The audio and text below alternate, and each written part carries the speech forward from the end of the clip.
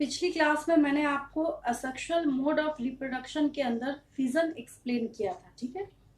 तो यहाँ पे मैं आपको दूसरा मोड ऑफ असेक्सुअल रिप्रोडक्शन पढ़ाने जा रही हूँ, दैट इज बडिंग, ठीक है। अब यहाँ पे क्वेश्चन ये अराइज होता है कि फिजन और बडिंग के बीच में डिफरेंसेस क्या हैं, ठीक है। तो पहले हम बडिंग को समझ लेते हैं, फिर आपको खुद ही समझ आ जाएगा कि फिजन जो आपने पिछली क्लास में किया था और बडिंग जो मैं अभी आपको एक्सप्लेन करने जा रही हूँ, इन दोनों के बीच में डिफरेंसेस क्या है, ठीक है।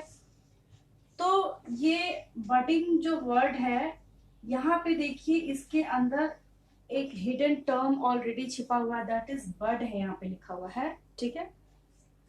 तो बडिंग के जब हम एग्जाम्पल्स देखना स्टार्ट करते हैं तो इसके एग्जाम्पल्स हैं हाइड्रा एंड यीस्ट, ठीक है।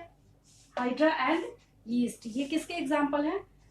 जो बडिंग मोड है असेक्सुअल रिप्रोडक्शन का, इसके एग्जाम्पल्स हैं हमारे पास हाइड्रा एंड यीस्ट, ठीक है। अब इन दोनों को देख लेते हैं कि इसमें किस तरीके से बडिंग होता है, ठीक है। माइक्रोस्कोप के अंदर जब आप विजुअलाइज करना स्टार्ट कीजिएगा तो आपको उसमें हाइड्रा कुछ इस तरीके से नजर आता है।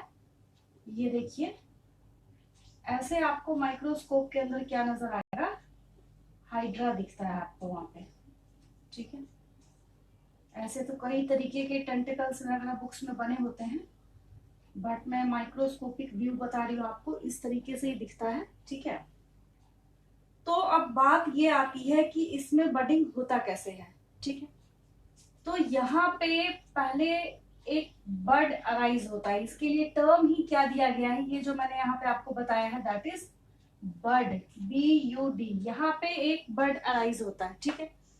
अब यही बड धीरे धीरे धीरे धीरे यहाँ पे क्या करता है, ये ग्रो करना स्टार्ट करता है। ये बड क्या हुआ, यहाँ पे ग्रो कर गया और यहाँ पे इसने अपने फाइनल फॉर्म को प्रिपेयर कर लिया, ठीक है। अब जैसे ही इसका साइज काफी बड़ा हो जाता है, ये इस हाइड्रा की बॉडी से, पेरेंट हाइड्रा की बॉडी से ये बेबी हाइड्रा की बॉडी जो है वो डिटैच हो जाती है, ठीक है। यहाँ पे ये जो बड है जो पहले बना था और अब जो ये अपना फाइनल शेप और स्ट्रक्चर अक्वायर कर चुका है, ये यहाँ से इसकी बॉडी से क्या होगा, डिटैच हो जाएगा, ठीक है।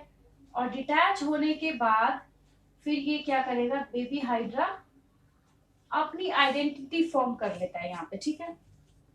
जैसे ही आपने ये डायग्राम समझा, आपको समझ आ गया होगा कि ये बडिंग होता क्या है, ठीक है।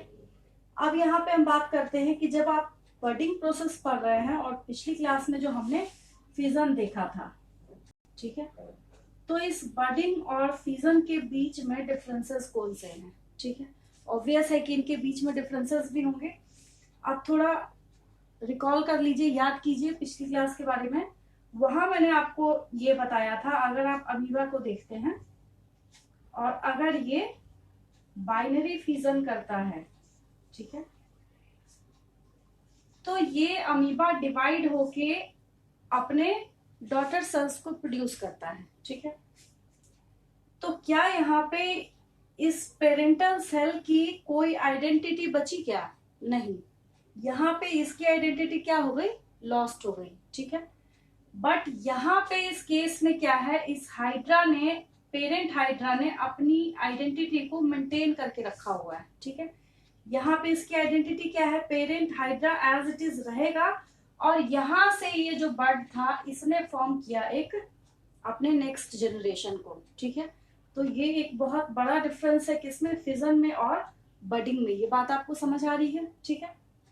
दूसरा जो सबसे बड़ा डिफरेंस है, ठीक है, दैट इज फिजन मोस्टली मैं बोल रही हूँ कि मोस्टली ये यूनिसेलुलर ऑर्गेनिजम्स के अंदर होता है, ठीक है।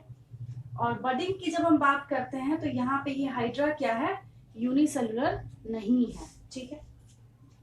अब हाइड्रा के बाद एक दूसरा एग्जांपल मैंने यहाँ पे आपको यीस्ट का बताया, ठीक है।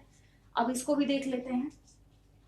अब यीस्ट के अंदर क्या होगा, यहाँ पे भी बर्ड्स अराइज होंगे, ठीक है। ये बर्ड फॉर्म हो गया, और जैसे ही ये बड फॉर्म होगा धीरे धीरे धीरे धीरे ये भी अपना शेप अक्वायर करने के बाद क्या होगा, डिटैच होके एक दूसरा यीस्ट फॉर्म कर देगा। यहाँ पे इसने क्या किया, एक दूसरा यीस्ट फॉर्म कर दिया यहाँ पे, ठीक है। और ये पहले से जो यीस्ट ऑलरेडी अवेलेबल है वो तो है ही है। तो जैसे हाइड्रा में हो रहा है उसी तरीके से एग्जैक्टली कहाँ पे हो रहा है, यीस्ट में भी हो रहा है।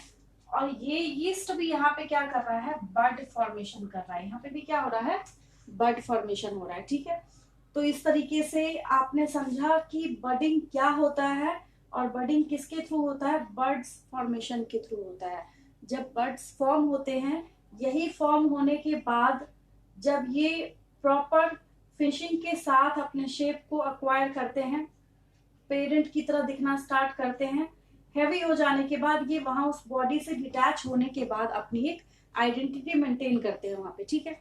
लेकिन ये जेनेटिकली आइडेंटिकल होंगे। यहाँ पे क्या होंगे, यहाँ पे कोई मिक्सिंग नहीं हो रही है। अगर आप ऐसा सोचेंगे, मैं आपसे ये क्वेश्चन पूछूं कि यहाँ जो ये बेबी हाइड्रा फॉर्म हुआ है तो ये कैसा दिखेगा, किस पेरेंट की तरह दिखेगा, तो ये कोई लॉजिकल क्वेश्चन है ही नहीं, क्योंकि ये बना कहाँ से है, इसी पेरेंट हाइड्रा की बॉडी से ये फॉर्म हुआ है डिटैच होने के बाद। तो जेनेटिकली ये क्या होगा, इसकी एग्जैक्ट कॉपी होगी, जेनेटिकली कोई भी डिफरेंस नहीं होगा इन दोनों में। जब आप हाइड्रा के बर्ड्स के थ्रू जो हाइड्रा फॉर्म होता है उसके भी जेनेटिक मेकअप को देखिए, वो भी वही होगा। यहाँ पे भी ये जेनेटिकली आइडेंटिकल होंगे। ईस्ट भी जो फॉर्म होके दूसरा ईस्ट बना के यहाँ पे दे रहा है वो भी कैसा होगा, ये भी जेनेटिकली यहाँ पे आइडेंटिकल होगा, ठीक है। तो आई होप कि आपको ये बडिंग भी समझ आ गया होगा, ठीक है। इसी तरीके से छोटे छोटे सेगमेंट्स के साथ हम पूरा सिलेबस कवर करने वाले हैं, ताकि आपको छोटे से छोटा कॉन्सेप्ट भी बहुत अच्छे तरीके से समझ आए, ठीक है।